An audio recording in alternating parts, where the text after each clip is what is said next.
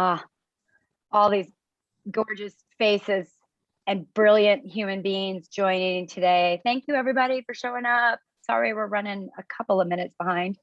Hello, it's late somewhere, it's early otherwhere, other places. Good morning, good afternoon, good evening, wherever you're checking in from. Thanks for being here. This is going to be so exciting, and we've got a really rad presentation from Jillian and Meeg, so I'm going to let them take over, but we're going to wait one more minute and then we'll get started. Thanks again, everybody, for being here. If you don't mind, while we're waiting, jump on chat, please, and just check in. Tell us where you're from. Where are you from and what is the weather right now? That'll tell us what time of day it is. Where is everybody from? I think that's probably the most fun about being an international or global organization, is finding out that we have individuals on the Baltic Sea delivering surf therapy. And who knew there's surfing in Russia, everybody? What is everybody saying? Where are you all from?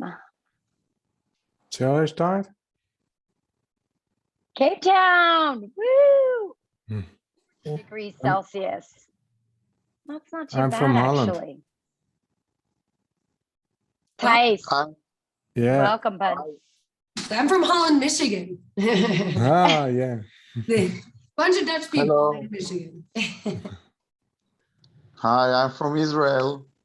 Hi, Aida. How are you? Are you safe? Yeah.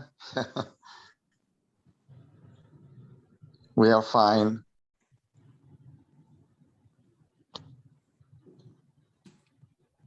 Can you hear me? I can. Amanda from Southern California, Orange County. Yes, we love it, everybody.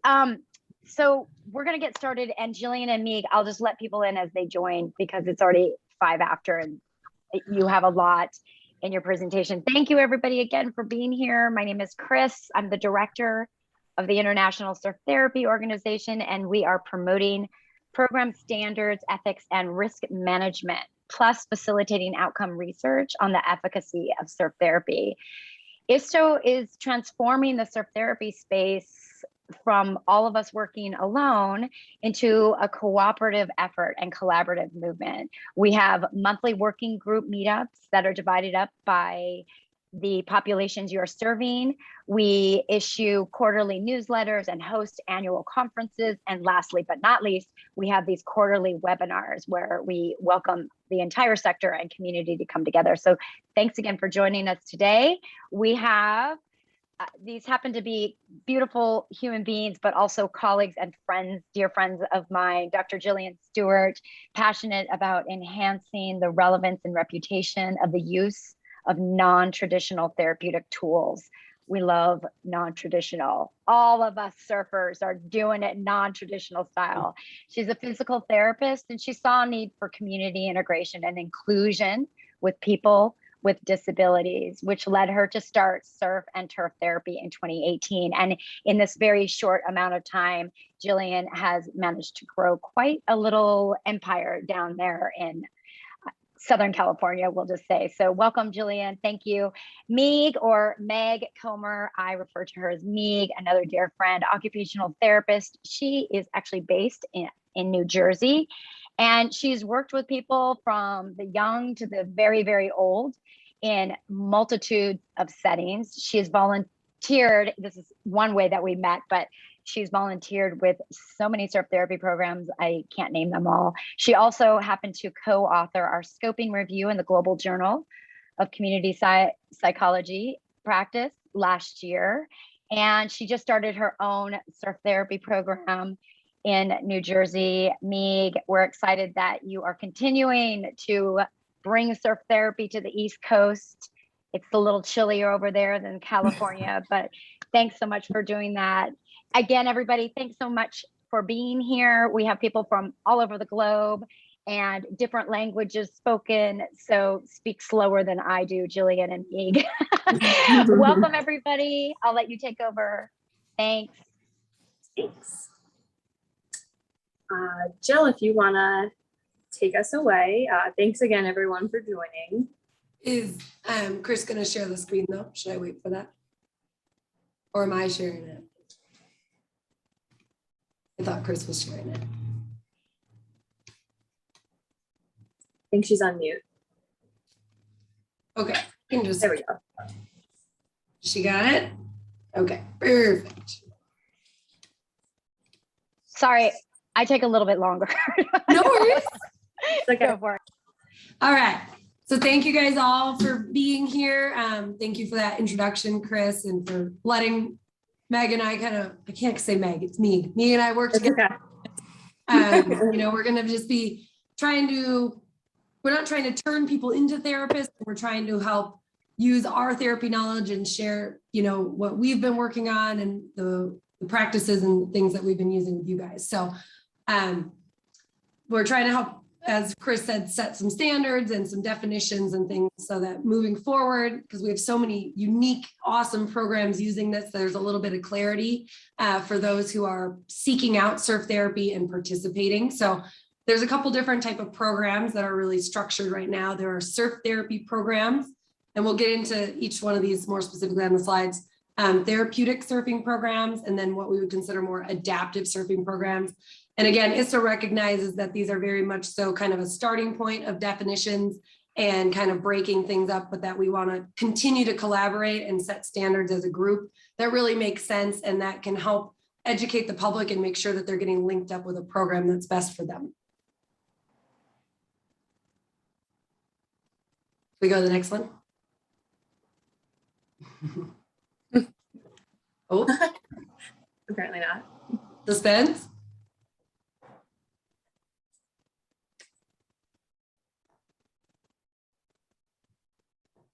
Sorry. No worries. I don't know what the deal is. There we go. There we go. There we go. So surf therapy, as published and defined, is a method of intervention combining surfing/surf instruction and individual or group activities to promote psychological, physical, and psychosocial well-being. This would be provided by licensed medical professionals, including mental health professionals, physical and occupational therapists, and speech and language pathologists. And again, as I said, we recommend collaboration in the future to kind of set definitions and standards within each one of those specialties as the field continues to develop.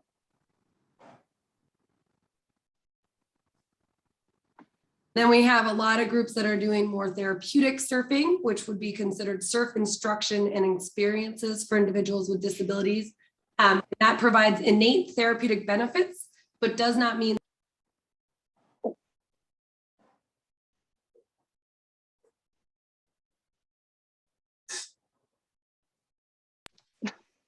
Chris was already sick of hearing me talk. She's like, Jillian, that's enough. You're fired. No more talking time. One slide. That's all I needed. Okay. I'm so sorry. No worries. But these individuals don't have to be a licensed medical professional, but they are specifically trained to work with their population, meaning if it's a group that works with people specifically with spinal cord injuries or on the spectrum, the goal would be that they have their own training program that they're following through with to work with those individuals. But ultimately in the future, it'd be great to have, kind of a consistent course as well for individuals working in this population or in this type of program. And then there's adaptive surfing, which is using specialized equipment and or training. So in this photo, you can see here, this is Jacob Pacheco. He's a adaptive professional surfer and he has those special grips on there. These individuals are more working with a coach and looking to reach, more elite training levels. So think Paralympic athletes versus therapeutic surfing is more kind of along the track of like Special Olympic athletes and using the power of surfing in the ocean to reach their full potentials versus, this would be more kind of geared towards competition based or progressing that skill. And one thing I didn't touch on and very importantly with the surf therapy side is that working with these medical professionals, so that first section 3 slides ago, is that they're working towards functional goals, the same as we would in a traditional clinical setting, and that we can use traditional medical coding for these types of therapy sessions, which is how our program runs. We provide super bills and people get reimbursed. So at no point, sorry, my dog is making ruckus. At no point am I saying I'm a surf therapist or I'm using special surf therapy codes. I'm still a physical therapist using physical therapy codes and working towards those specific functions. So just to, sorry, backtracking on that one. So we can go to the next one and kind of go over those again as well.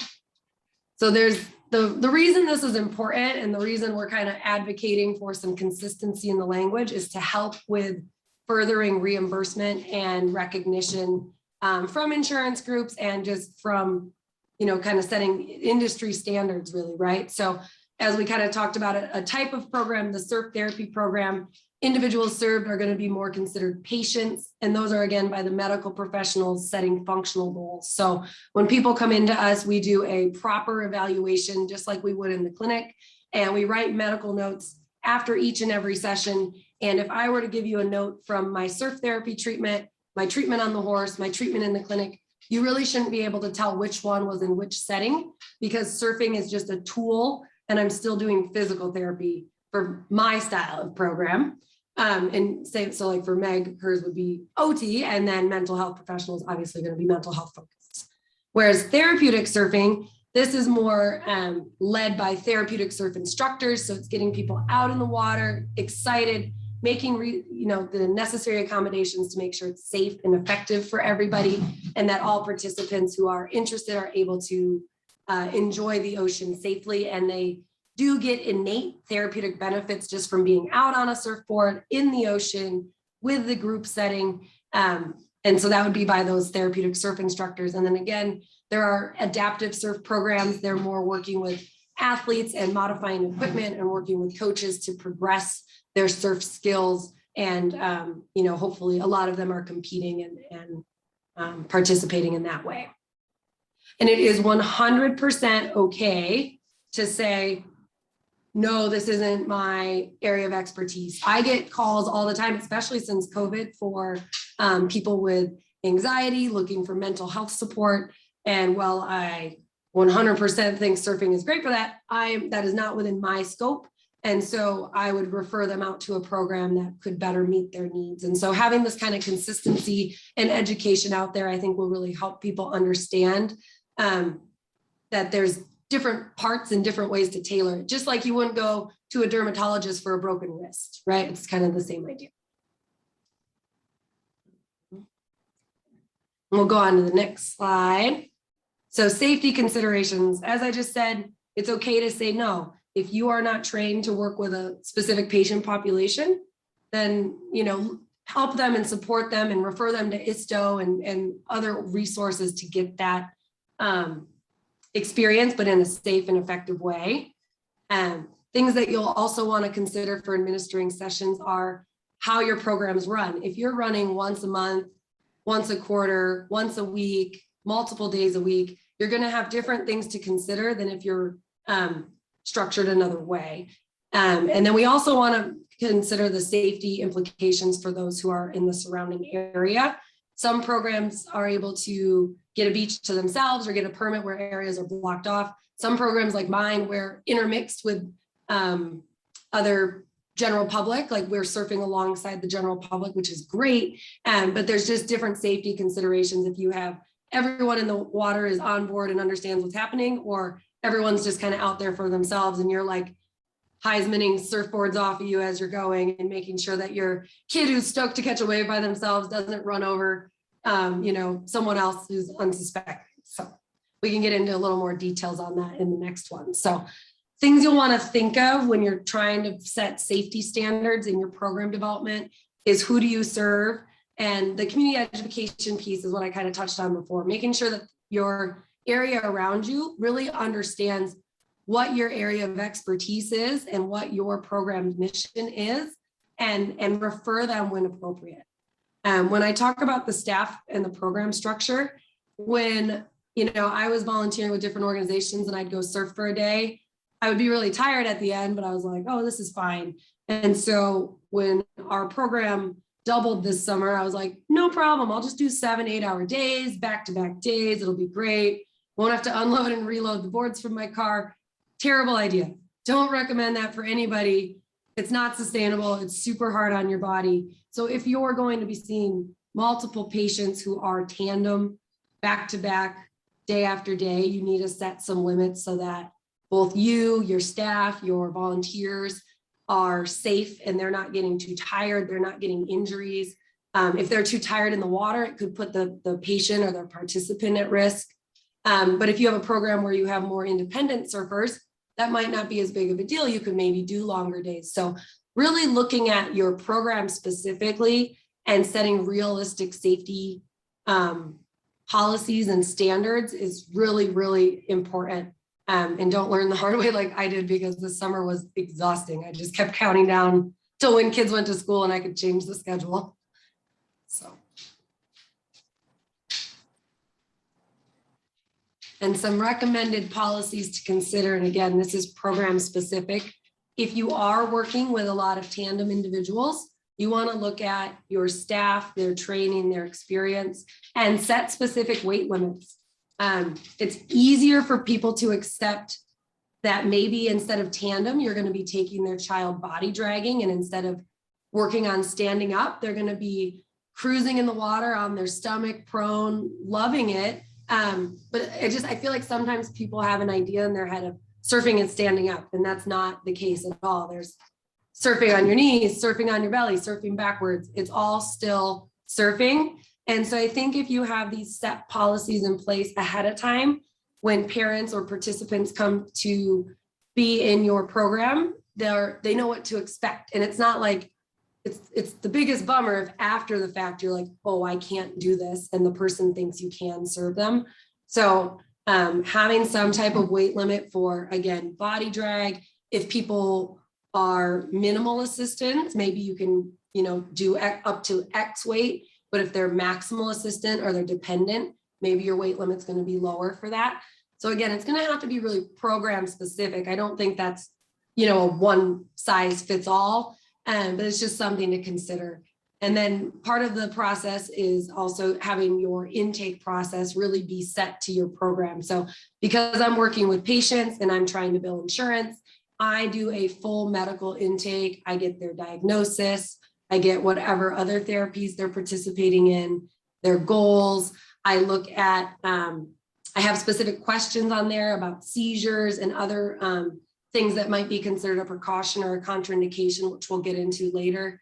And then part of that intake process is getting their height, their weight, if they sit independently, if they stand independently, if they need assistance for those things, so that I can really assess in building my schedule where they might fit and how I can make it so it's sustainable and safe for myself and for my team.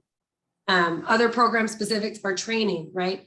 Somebody who is a physical therapist like myself is suitable to be working with someone who has significant mobility needs. So somebody who has a spinal cord injury in their neck, it might need more transfers and things.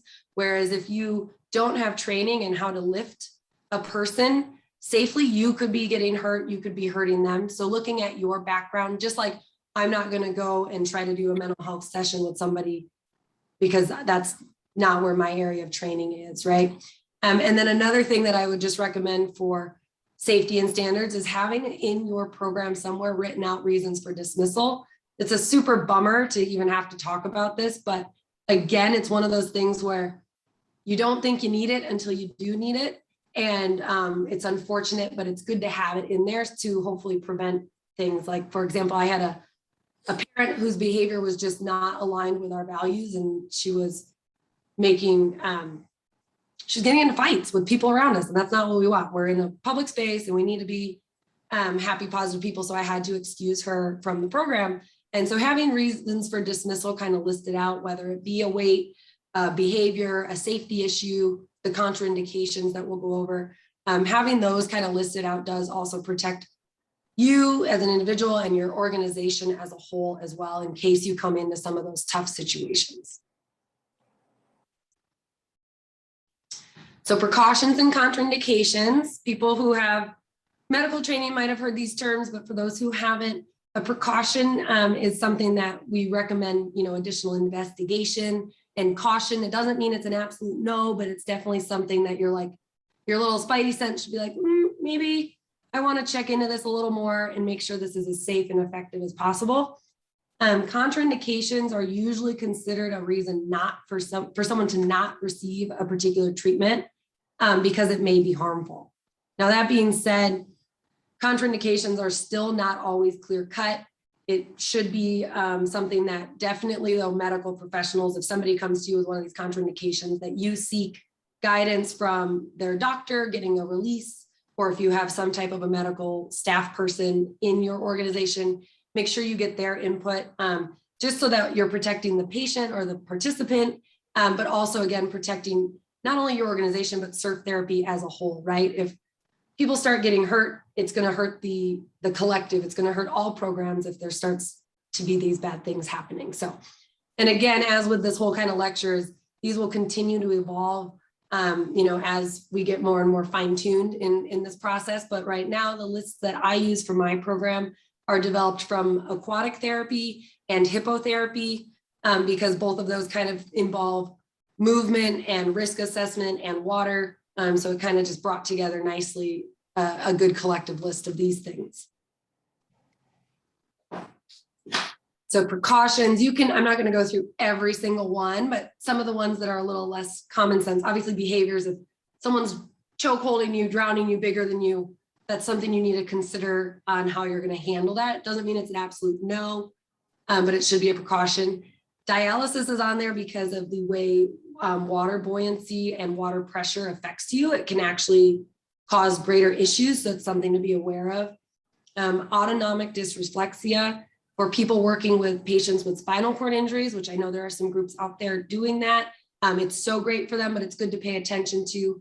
This is basically a hyper response to something that happens below their injury level, and it can be very, very serious. So a stimuli like a tag rubbing your leg, if you have nervous or a typical nervous system, isn't going to bug you, but it can trigger an autonomic response in someone with a spinal cord injury that can cause their blood pressure to do funky things, can cause, really serious issues that they'd have to go to the hospital for. So paying attention to that.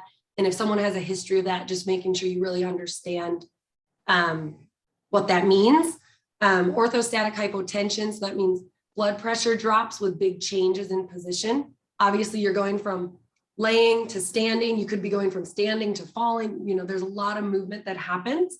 Again, it doesn't mean it can't happen. It just means, or they can't surf. It just means it's something to really pay attention to. And then I also wanted to really highlight respiratory concerns. I have certain patients that I will only take out if it is like knee high or smaller, because they are so weak and they have such low muscle tone and respiratory issues because of that, that if they get water in their lungs, they actually can aspirate or get pneumonia and end up in the hospital. So if there's any chance of us wiping out or falling off the board, we cancel. We only keep them out there on a very low, small day. And same thing with just general hypotonia and risk for dislocation. So if people are not trained in how to handle these individuals, there's a lot of people with Ehlers-Danlos syndrome who have very lax joints. They're very weak. And so if you go to pull them up by their arm, they could actually dislocate. Like these individuals dislocate their joints in their sleep. And so it doesn't mean surfing can't be great for them. It just means the type of wave you choose, the type of support you provide are all things you need to really think about and consider in your program development. So contraindications, these are most likely big no-nos, really need to check for clearance with a medical physician if someone has any of these things on their list. The nothing by mouth, that's the same thing I just talked about. If they end up getting water in their lungs, it could be really, really bad. A Chiari-2 malformation with symptoms. So a lot of people have Chiari-2 without symptoms, and that's not a contraindication. But when they have symptoms, so Chiari-2 is where the base of their brain is actually coming out through the hole at the bottom of your skull. And you can understand where if you have a jarring head movement or you're extending a lot, that you could be compressing the brain and the spinal cord, and it could be really bad. So if they're symptom-free and they're stable, it's something to consider. But if they're having any neurological symptoms, meaning numbness, tingling, pain, bowel control issues, things like that, they definitely should not be in the water until that's resolved. Similar with AAI instability, atlantoaxial instability. any person in my program with Down syndrome actually has to have a X-ray clearing that they don't have this. 10 to 20% of people with Down syndrome have this, and it's where your skull and your spine meet is actually not stable, and you could cause a spinal cord injury in this patient population if they are unstable and they have abrupt jarring movement, because the ligaments that connect your head to your neck just aren't doing their job properly. So that's a really important one, especially that I think a lot of people don't think about, that is very easy to check for and prevent doing significant harm with a simple X-ray before they start. So the rest I feel like are kind of straightforward. I'm happy to answer any questions on them though, if you have any. Amazing, Jill. Jillian, that was amazing. And also, I just want to let everyone know we will be sharing this. So, because there's a lot of jargon in this. As you know, we're not speaking necessarily to all physical therapists and occupational therapists out there. So just a reminder to everybody, we'll share this. Right. These are terms like if you ask for a medical history, if they come through, I don't expect you to like remember or know the ins and outs, but for you to be like, wait a minute, I feel like this was on that list and I should maybe look into this before I put this person in the water is the goal. And that you can, have this and reference this back. Like I give this list out with my intake packet so that parents know to look out for it and be like, oh, my child has this, and they can talk to me about it and make sure we're delivering, what we're doing is safe and effective and weigh that risk reward.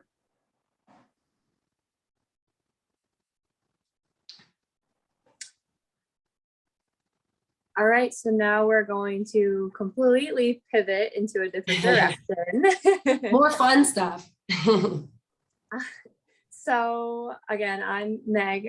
By trade, I'm an occupational therapist, and something that in our schooling we go over until we can recite it in our sleep is how to look at an activity, analyze it, and then identify all the components of the activity instead of just the whole picture. So applying that to surfing is more than just what everybody thinks of, which is catching the wave and then standing up and riding the wave. So on this slide, I broke down some of the major things that you can work on with any kind of participant. So balance, strength, motor planning, bilateral coordination, sensory processing, the self-regulation, emotional regulation, safety, and communication. So I know I listed them all here, but going into that a little further, the way that I've been trained to look at an activity is first you might meet the participant, the patient, depending on what kind of program you run. And just like Jill was mentioning, you're going to go through kind of just their prior, maybe the goals they've worked on with other therapies. And based on the information that they give you, you can identify what is making the activity of surfing difficult for them. So the ultimate goal isn't always to stand and ride the wave, but in some sense, you want to progress someone through different stages so that they feel like they're continually being challenged, that they're still working on different skills. So as you can see, this kid here, I thought it was a good example. He's independently on the board, riding a wave. A lot of different muscles are being activated. To me, you're looking at postural control, which falls under the strength. So can they control their ab muscles, their back muscles to hold themselves up? Can they control their head and their neck to look towards the shore? Being able to paddle alone is bilateral coordination. So that's being able to coordinate your left and your right side of your body to do an activity. The sensory processing, that only really applies to certain populations, but just using this photo as an example, if you were to break it down, he is getting different visual inputs by looking towards the shore. When the wave crashed, there would be water spraying everywhere, the different smells, the different sounds of the ocean, of course. And then some systems that maybe aren't as familiar to everyone are the vestibular and the proprioceptive system. The vestibular system, without getting too technical, is telling you your head position in space. So for some kids, especially on the spectrum, that system might not be working very well. So even just being able to maintain their head in a position and linearly go towards the beach, that's giving them some kind of input. And then the proprioceptive system is all the information you're getting from your muscles and joints, which again is a system typically maybe not working at 100% normal capacity for kids on the spectrum. So you're getting a lot of that sensory input with surfing. A big one for me that I think tends to get forgotten is working on self-regulation and emotional regulation. So to me, a kid that, you know, might have frequent mental breakdowns or temper tantrums or has difficulty transitioning between one activity to another, I wouldn't leave on a board independently, right? Because those kids, all it takes is one little trigger for, you know, a temper tantrum. If someone else gets in their way, just interacting with other people on the water. That's something to consider when you're deciding if you want to go tandem with a kid or let them try being solo, let alone being able to physically ride the wave alone. And that kind of ties into the safety awareness as well. So some kids might come to the program and they physically can stand up and ride the wave completely independent, but one diagnosis that comes to mind is oppositional defiant disorder. So kind of something to consider with kids like that, where 1 minute they can be sweet as pie, holding your hand, being really nice, respecting boundaries, and then all it takes is a crab biting their toe or a wipeout and they get really frustrated, and then it's an explosion of negative emotions. And then also just, of course, safety. Can your participant, not just the kid, recognize their surroundings, recognize potential threats? If they do ride a wave by themselves, do they understand how to safely position themselves in relationship to the surfboard, kind of things like that. And then communication. Speech therapists, as Jill had mentioned, are some of the healthcare professionals that can be doing surf therapy. Even if you're not a speech therapist, just thinking about, is my participant nonverbal? How do they communicate? Do they need to use their sense of touch? Do they need prompts to be able to communicate to me that they're thirsty or they're hot or they're tired? So it's kind of things like that to consider. Chris, if you want to go. Okay. So another big thing with occupational therapy and just in general with therapy is finding the just right challenge. This is a phrase that I used all the time in OT school. So that is finding exactly what it says, the perfect challenge. So not too hard, but not too easy either. So the way you can start to look at how to find the just right challenge for any of your participants without being a therapist and going through a million years of school. So you want to look at the activity. So first you have to identify, do I want my participant to stand on the wave? Do I want them to sit on the wave? You know, what position do I want them to be on the board? Am I going to be on the board? Are they ready to be alone on the board? Or if you're not surfing at all for the day, if it's flat, too rough, or whatever reason, you might be on the beach, but just deciding what's my activity. So we'll use the example of maybe surfing. And we'll say we want the participant to ride the wave with an instructor on the board, just as an example. So first day, they might ride the wave and they just sit on the board and that's fine. But they're starting to get distracted. They're looking other places. They're jumping off the board, trying to swim away from you, which probably sounds familiar to a lot of you. So next you want to think, okay, this seems like it might be too easy. He seems like he's not engaged. They might seem a little bored. So then maybe that session ends and you go home and you think, okay, what are the components of what we're doing? So if we're using the example of the kid, I'm saying kid, but it could be any age, the participants sitting on the board and, you know, you're supporting them, they're leaning back on you. So maybe you're helping them sit upright. So they're not really using a lot of their muscles. So you're thinking, okay, they need to use strength. They need to use postural control. They're getting some sensory processing, just, you know, alone from the activity of surfing. But I want them to work on a different part of surfing, a different skill that maybe they're lacking in.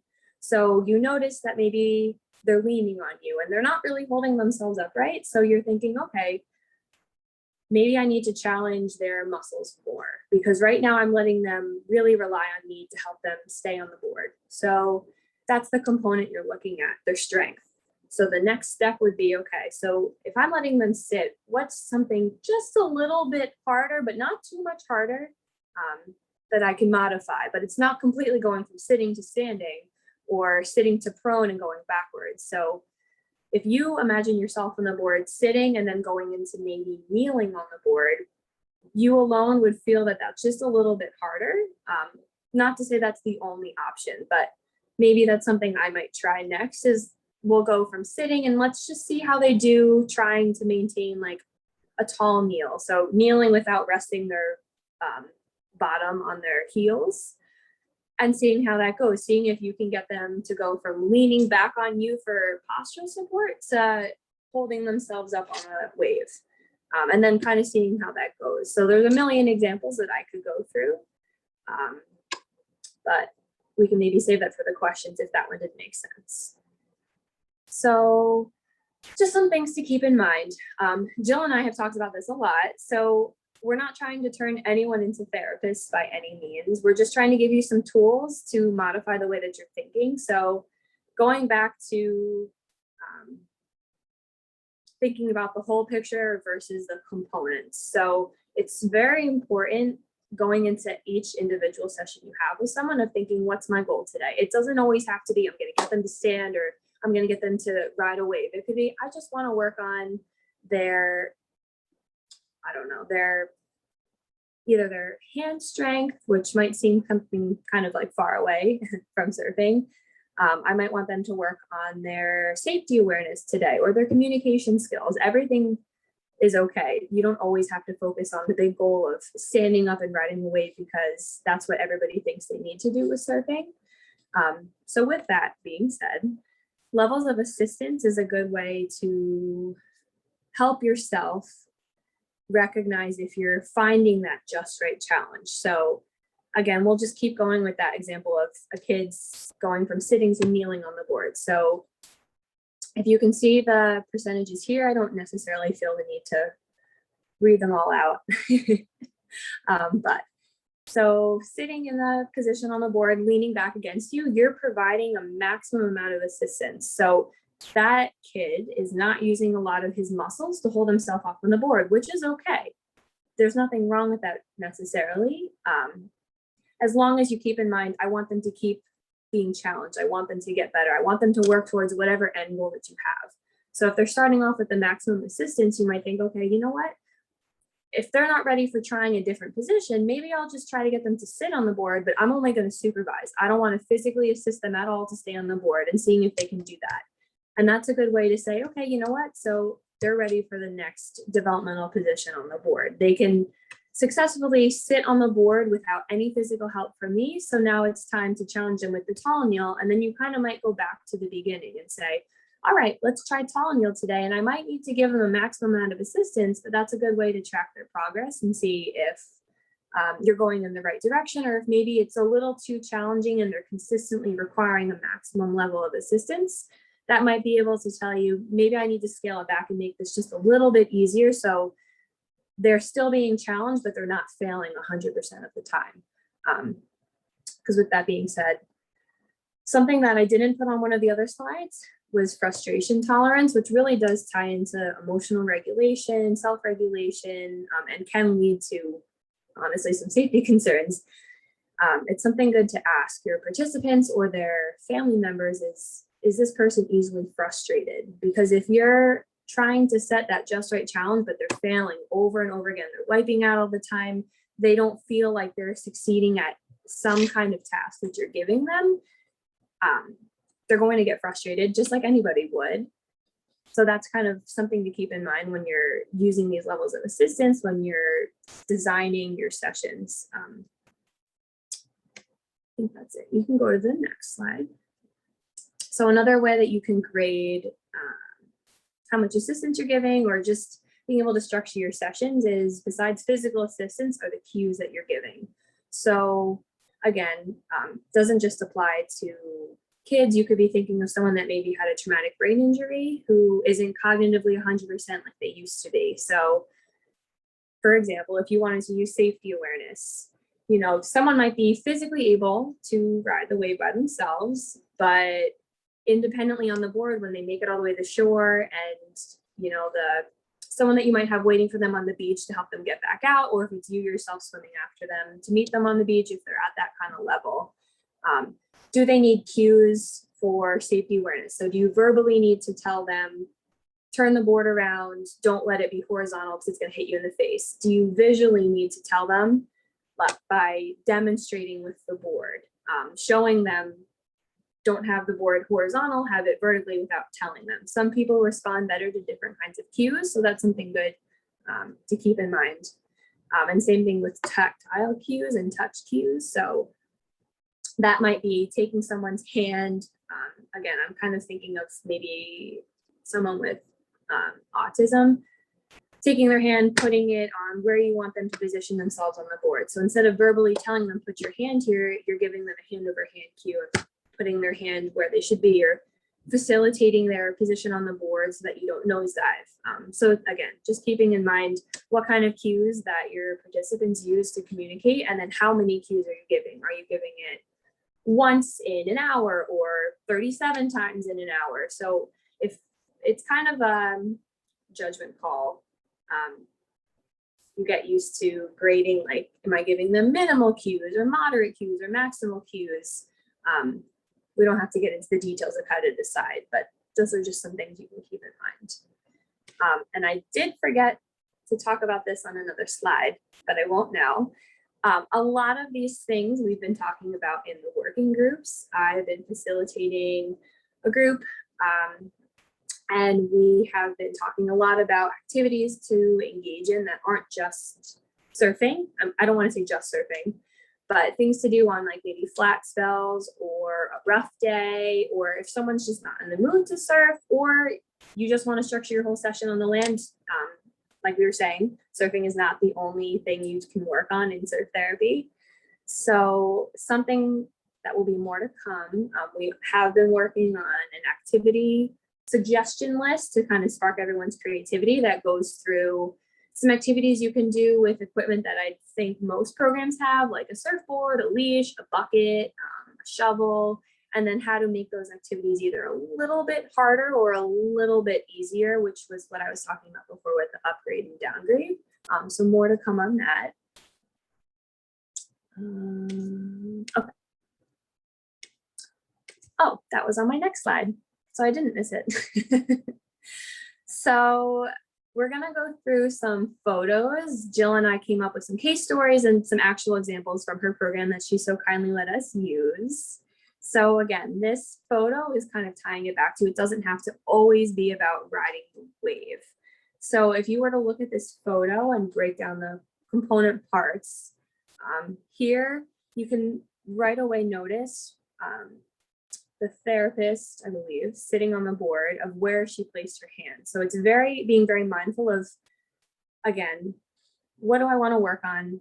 How am I going to help them? And how much assistance am I providing? So without getting too technical again, if you think about standing on a board and someone holds your ankles, just in your head, imagine how stable you would feel versus if someone supported you maybe at your hips. So if you want to use the chat option, let's experiment and see how this goes.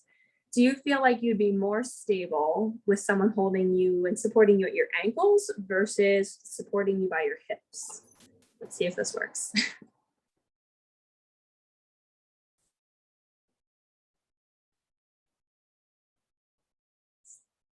See, great. Okay, so far everything that Jill and I are saying is making sense, because it seems like everybody so far is getting the concept at your hips. So these are kinds of things that you'd want to think about, again, when designing your sessions. If you wanted to make this activity harder, I'm assuming everybody would say this, so you would want to hold them at maybe their ankles, or you might want to try a different position. Another way you could potentially upgrade this activity is, I think that's you, Jill, in the blue. She could try to make like artificial waves or ripples. So now the board's rocking. That's just another way you could think maybe to upgrade the activity. Okay. Oops. Okay, so just some more photo suggestions. So again, considering maybe on a flat day, what are some other things that you could do? So instead of me talking a lot more, first I'm gonna go back to the chat feature. So let's start with the photo on the left. What is maybe one other component of surfing that you think is being worked on in that left photo? Let's use the chat box again.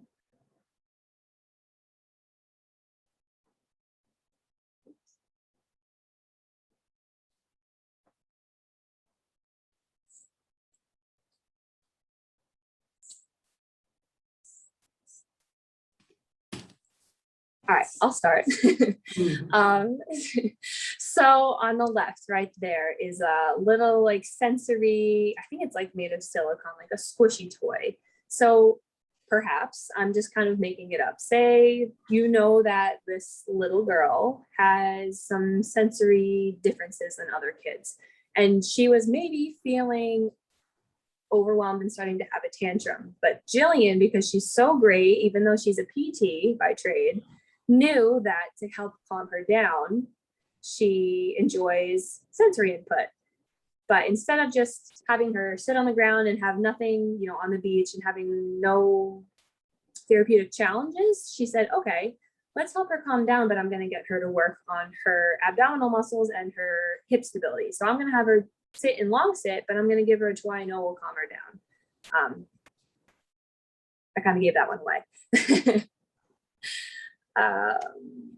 And if you guys have any questions or comments while Jill and I are going through these photos, or you think of something maybe while we're talking, feel free to use the chat. So I'll just go into the photo on the right for sake of time. So again, we're going back to where the hands position on the board, on the athlete and participant, sorry.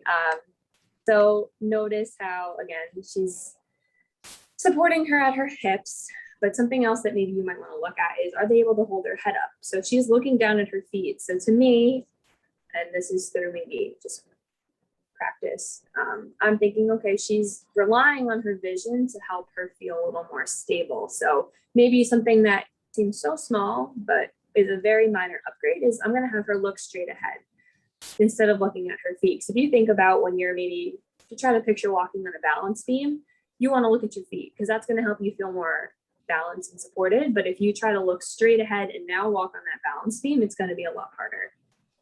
And then maybe something else to consider is maybe that little girl started out on prone on her stomach on the board, and that therapist might have said, okay, try to get into standing. So that adds in like a motor planning component.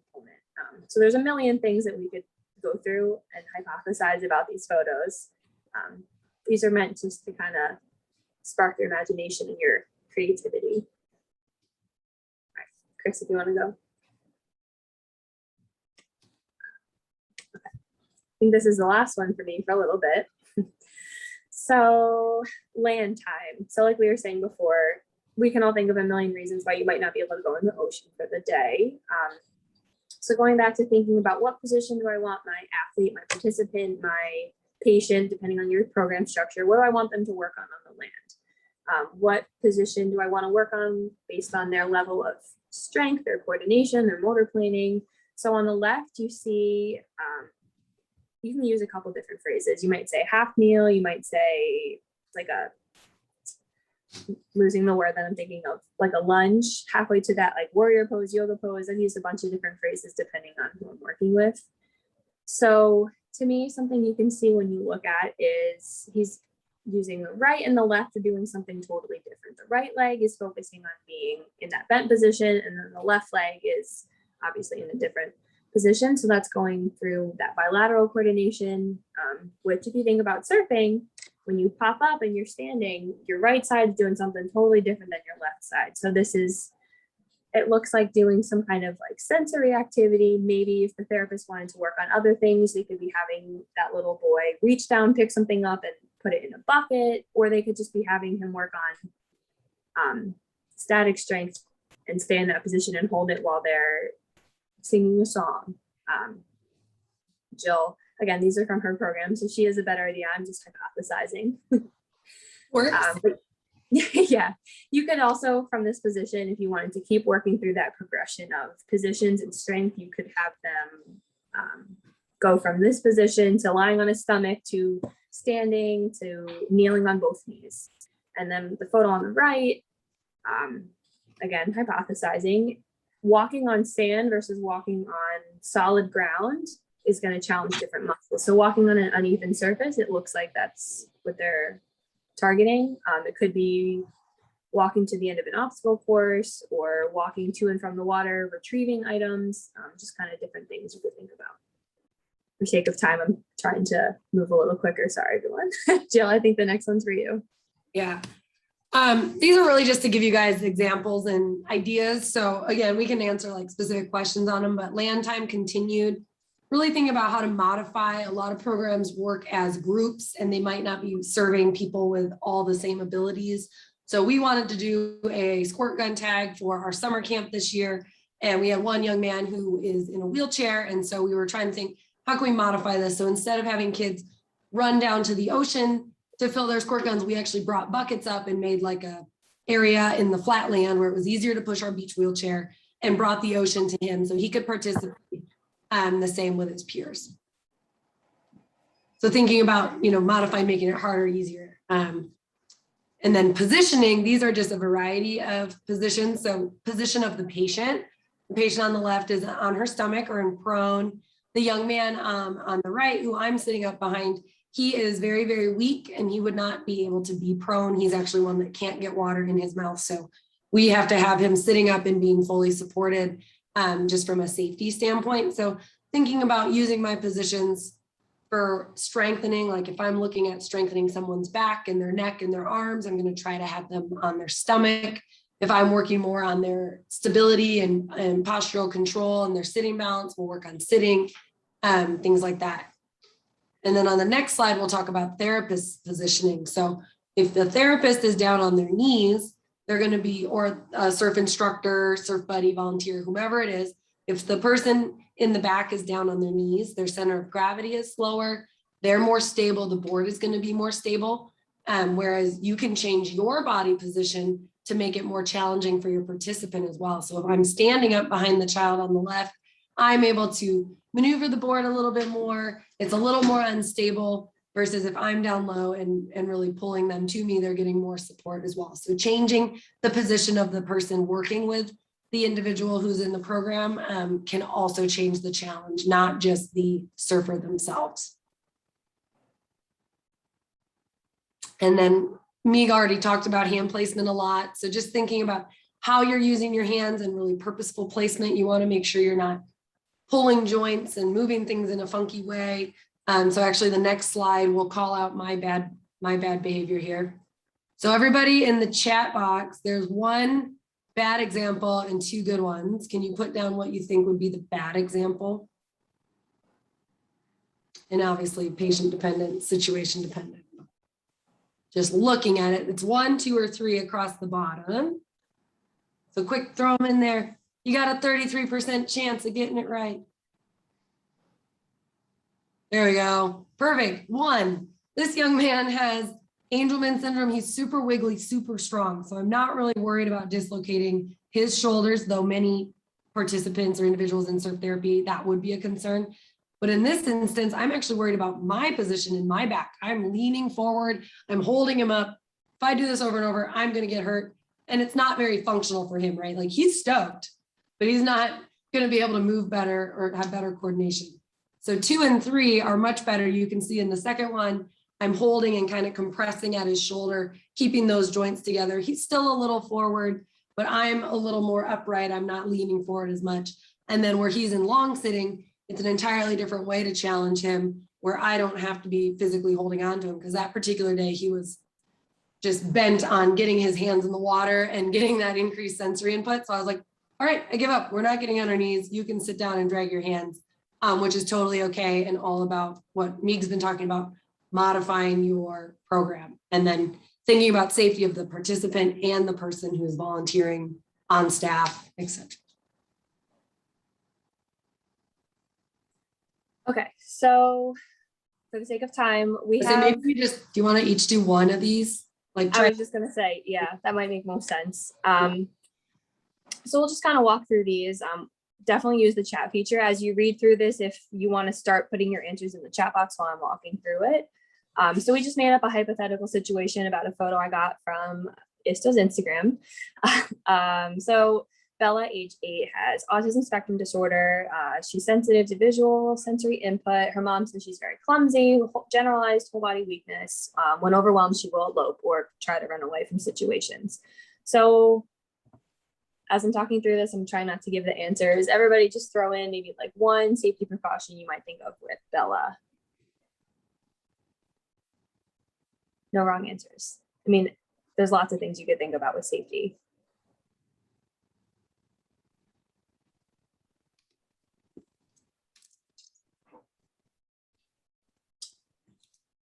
So I'll give one right away. So something that I would definitely immediately think of is generalized whole body weakness. Does this apply to, great, oh, wait, I see, yes. So the elopement risk, supporting her back. Just with generalized whole body weakness, you might think they easily dislocate. So again, thinking about being mindful of where you're facilitating them, going from whatever position to standing or kneeling or prone. You just don't want to dislocate anything. And then one other thing that's actually in the next case study, but I'll just bring it up. So if somebody is weak everywhere, something that you might forget about is, are they able to swallow? So what Jill's been talking about, if the mom's telling you that she's generally weak, you just might want to check in of, does she have trouble swallowing like regular water or liquids? Because you need to be really, really mindful of, does she get any water in her mouth? How rough is it today that we run the risk of her wiping out and swallowing water, and then those kinds of things. And then with the easily eloping, somebody put it in the chat box, but you just want to make sure that you don't really leave her with the opportunity to elope. All right, go ahead. Jill, which one did you want to do? Either way, we could go to, I can't remember which one was which. Did we want to do one of, just for the sake of time, one of the ones of maybe an older patient? Yeah, we can do this number 3 since it's an adult. Yeah. So this is Chelsea. She's 29. She previously was a surfer, a horseback rider, cosmetologist. And when she was 3 months pregnant, she broke her neck pretty high up. So C4, C6 is like right in the middle of her neck. And she has a fusion there to stabilize it. She doesn't have any sensation or movement in her legs, at least when she came to me, and very limited in her arms. She has to wear braces. She also has autonomic dysreflexia and gets frequent urinary tract infections. So what are some things that you would think about for Chelsea if she came to you before starting her in your program from a safety standpoint? Those could be from the precautions list, from the structure of your program.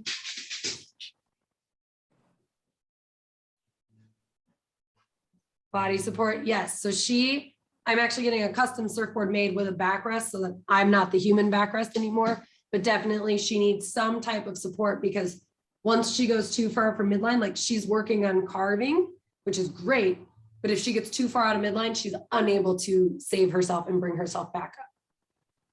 What about anything from that precautions list? Does anybody remember any fun terms that we would want to talk to her about? And also the fact that she doesn't have sensation in her feet is that we want to make sure that she's not getting her feet drug along the board. You always want to be checking the skin integrity. She doesn't have sensation, so she could easily get wounds and sores. And so we want to make sure, one, we're not causing wounds and sores, moving her without knowing. A lot of times we'll put little socks on her feet to help kind of give her some protection. But we also just want to make sure we're really checking to make sure we're not taking her into dirty ocean water with open wounds that she can't feel. And so to modify it, to make sure it's safe and just right, the board I talked about is 100% to be able to make it more of a challenge for her, allow her to be more independent with me kind of more body dragging and stabilizing. I feel like we could go through some questions. Yeah. The other ones, and it'll just kind of give you some food for thought.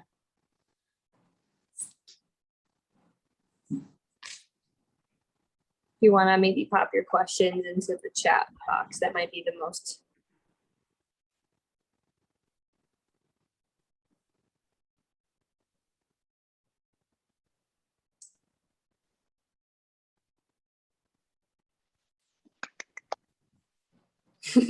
We tried really hard to make it to the 5 o'clock mark, being respectful of everyone's time.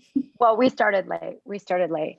I think that there's a lot of jargon in a good way, because it will, again, we'll be sharing the presentation, but it will help all of us sort of Google what a lot of those things mean. And I think, to your point, it was really important. It's just about awareness.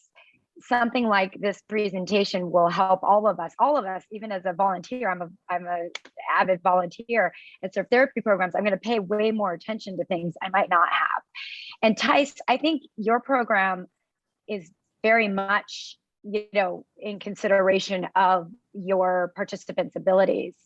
Any comments, Tice, about what you experience and what you see and do? You're on mute, Tice. Let me unmute you. I'm unmuted. Yeah.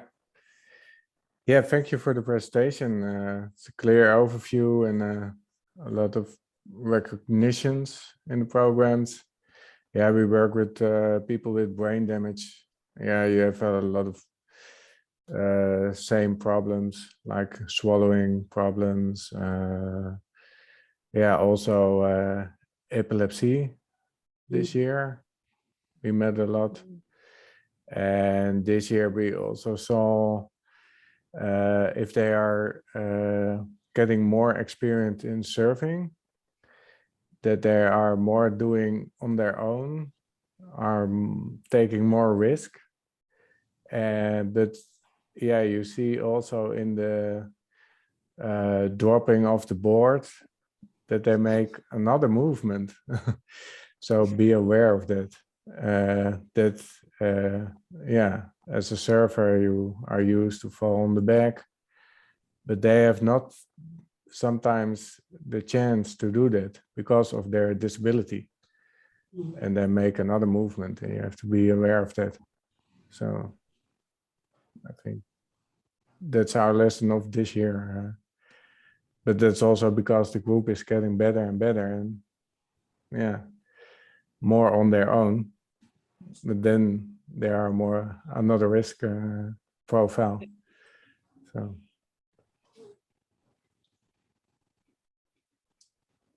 Thank you. Looks like we have a question from Amanda. Thanks for your question.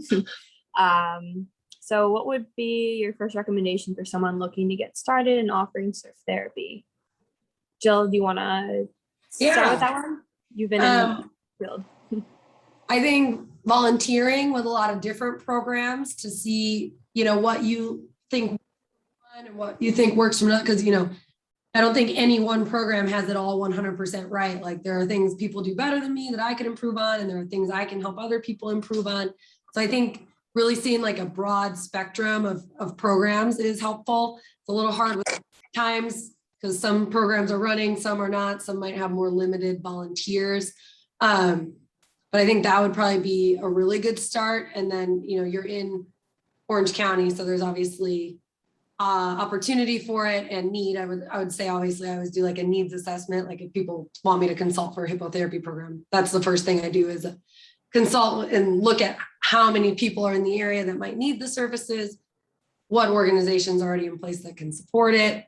You'll want to think about if you want to do private pay or a nonprofit, because that's whole nother scope of work and things that you're going to have to learn if you want to go the nonprofit route and you don't have experience in that. So I think just kind of getting a little sampling of all the different options and figuring out what works best for you is a point.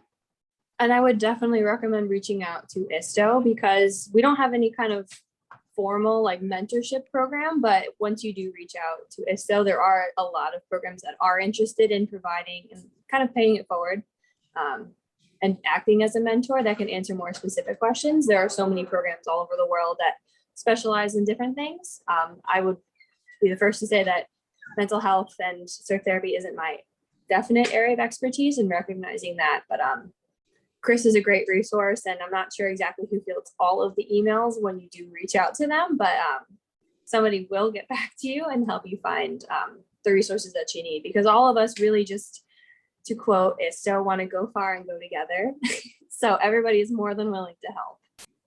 Well, and since you're in my area, Amanda, I've always planned or wanted to have,